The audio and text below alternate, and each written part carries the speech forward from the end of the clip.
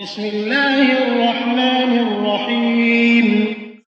شروع اللہ کا نام لے کر جو بڑا مہربان نہایت رحم والا ہے۔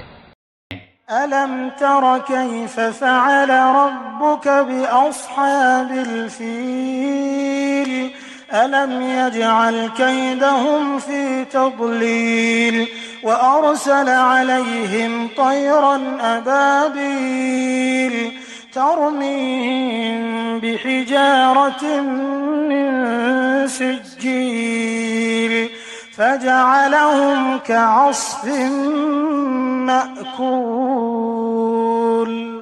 کیا آپ نے نہیں دیکھا کہ آپ کے پروردگار نے ہاتھی والوں کے ساتھ کیا کیا؟